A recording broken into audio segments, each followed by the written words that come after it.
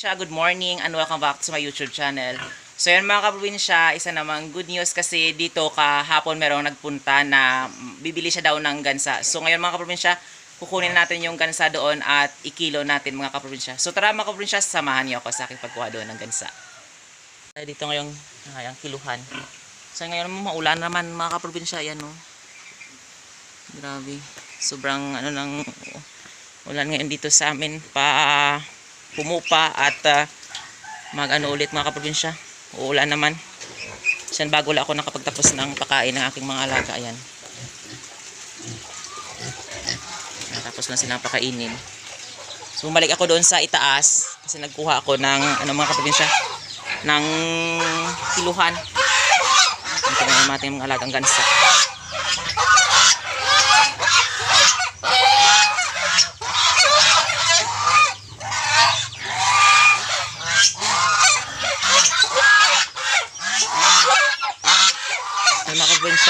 Is dalawa yung bibenta natin mga kaprobinsya, isang babae at isang lalaking gansa.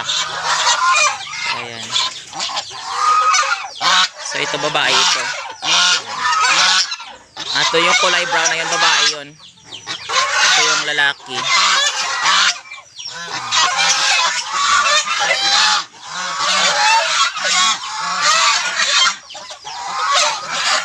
Yan yung pinakain ko sa kanila is darak ng mais yan mga kaprobinsya at merong kanin. Kasi kahapon nagsaing kami sa madaming natira.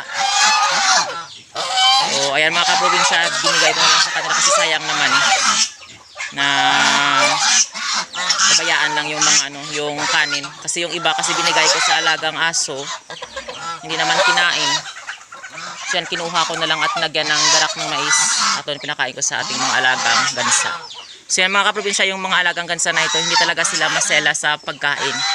Kahit mga fermented na Madrid de Agua, kinakain nila kangkong. Ayan. Na kangkong na chop na mga kaprobinsya, kahit Madrid de Agua na dahon ng Madrid de Agua mga kaprobinsya, kahit fresh doon, may Madrid de Agua doon. So pwede din ipakain sa ating mga alagang gansa. So hindi talaga matipid talaga yung pakain mo sa mga alagang gansa na ito kasi konti-konti lang yung kinakain nila mga kaprobinsya. Katulad niyan, ayan oh, yung mga malaki, ayan doon na sila. So ito yung mga maliit na ito yung mga tatlong sisiw dati mga kaprobinsya, ngayon malaki na sila. Yung isa kasi na kapatid nila is yan, wala na. Kasi disable yun mga kaprobinsya, so ginawa na lang naming ulam. Ayan. So ito na lang yung natira, yung tatlo na ito. So ngayon yung isa dito ibibenta natin. At doon naman sa mga malaki, doon tayo kukuha ng ng lalaking gansa. Ibibenta natin mga kaprobinsya. Ayan. Kaya da? Sambari. Very good.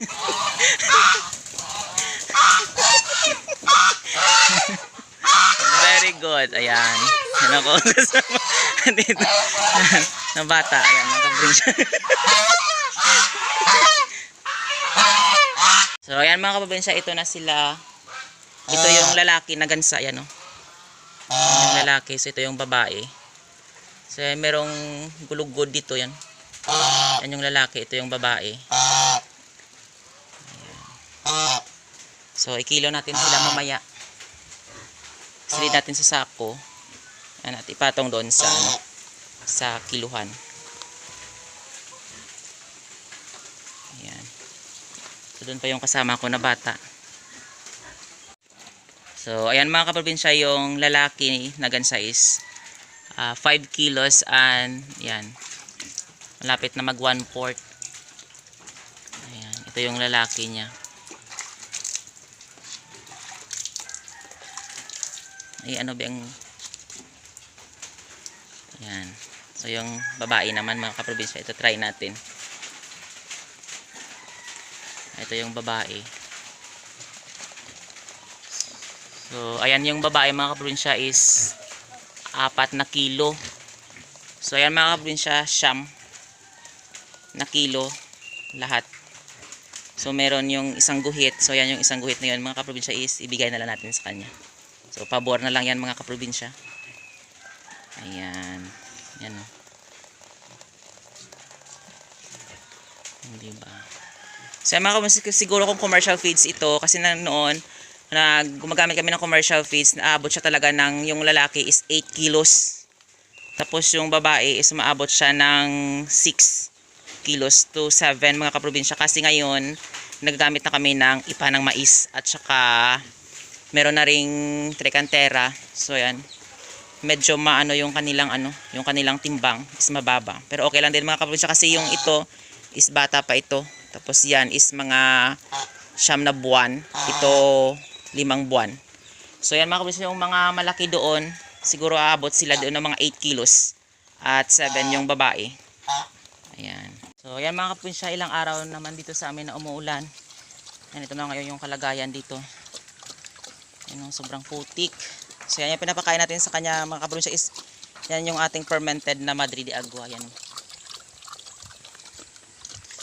So yan, babalik naman ako doon. So yan, natapos ko na siyang pakainin. So doon naman yung ating wait na. Okay.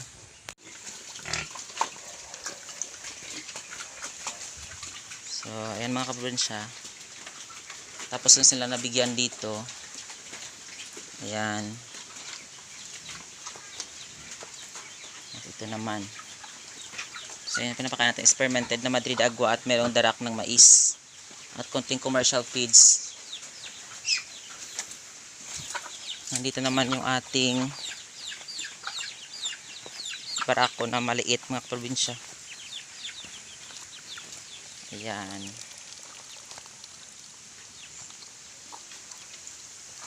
So ngayon mga kaprobinsya, malakas yung dito ulan sa amin. Sobrang hindi maganda talaga yung panahon dito sa amin.